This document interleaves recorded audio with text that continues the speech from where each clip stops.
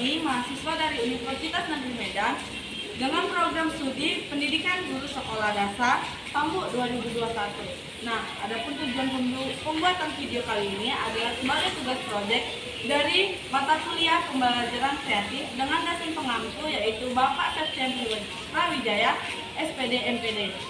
Nah, di video kali ini kami akan membawa materi dari kelas 4 dengan tema 1, subtema 6 yang berjudul dengan cita-citaku. Nah, agar tidak berlama-lama lagi, langsung saja kita ke pembahasan video tentang macam-macam cita-cita. Adik-adik, nah jadi profesi yang pertama yaitu sebagai polisi.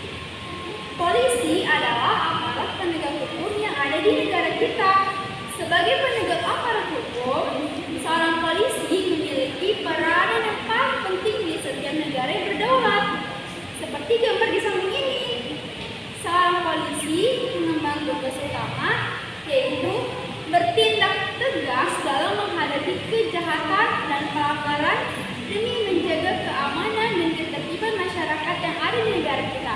Apa ayo contoh tindak kejahatan dan pelanggaran yang ada di negara kita?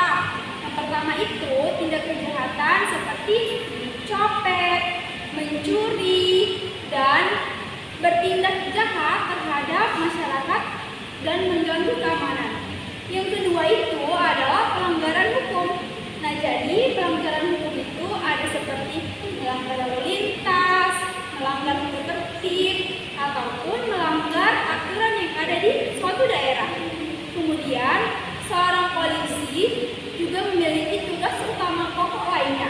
Yang pertama itu ada memelihara keamanan dan ketertiban masyarakat. Yang kedua, menegakkan hukum di negara kita. Yang ketiga, memberikan perlindungan di setiap lapisan masyarakat. Yang keempat, pengayaman dan pelayanan kepada seluruh masyarakat. Nah, adik-adik, jadi itu ya tugas dan pengertian dari profesi seorang polisi. Bye-bye. Yang kedua itu adalah guru. Guru adalah pendidik profesional dengan tugas utama mendidik, mengajar, membimbing, mengarahkan, melatih, menilai, dan mengevaluasi peserta didik.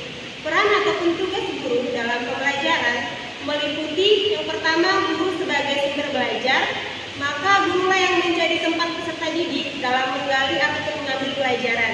Nah, yang kedua itu adalah guru sebagai fasilitator, berperan dalam memberikan pelayanan untuk memudahkan siswa dalam kegiatan pembelajaran. Nah, selanjutnya adalah guru sebagai pengelola pembelajaran. Nah, guru itu berperan dalam menciptakan iklim belajar yang memungkinkan siswa dapat belajar secara nyaman melalui dengan pengelolaan kelas. Yang keempat, guru sebagai demonstrator, yaitu berperan untuk mempertunjukkan kepada siswa tentang segala sesuatu yang dapat membuat siswa lebih mengerti dan paham terhadap pesan atau informasi belajar yang disampaikan. Selanjutnya, guru sebagai pembimbing, yaitu membimbing siswa agar dapat menentukan berbagai potensi yang dimilikinya. Selanjutnya, guru sebagai motivator, proses pembelajaran akan berhasil apabila siswa memiliki motivasi dalam belajar. Profesi yang ketiga adalah hakim. Kita tahu sendiri bahwa hakim adalah orang yang bertindak sebagai pemimpin dalam persidangan.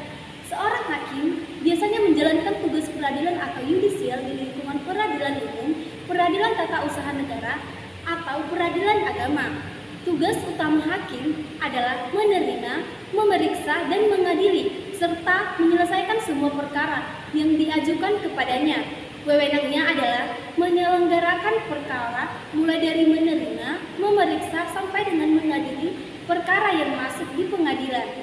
Keempat adalah presiden. Presiden adalah sebuah lembaga negara yang sudah diatur dalam Undang-Undang Negara tahun 1945.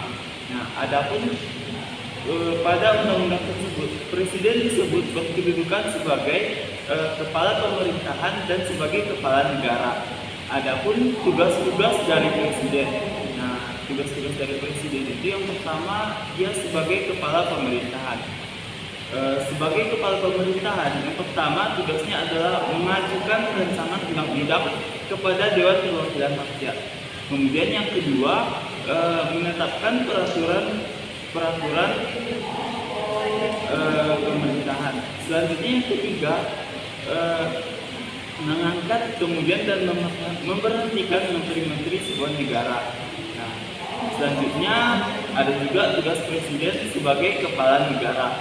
Nah, tugas presiden sebagai kepala negara adalah memegang kekuasaan tertinggi atas angkatan dasar, angkatan darat, angkatan laut, dan angkatan udara Tentara Nasional Indonesia. Ada. Kemudian yang kedua, menyatakan perang ataupun membuat perdamaian dan membuat perjanjian dengan negara-negara lain. Nah, tadi kita sudah mendengar penjelasan mengenai pengertian, peranan, serta tugas dari beberapa macam cita-cita. Jadi, adik-adik tertarik dengan cita-cita yang mana ya ini? Jadi jangan lupa untuk komen apa cita-cita kalian. Kami mohon maaf apabila terjadi kesalahan kata kami undur diri. Dadah!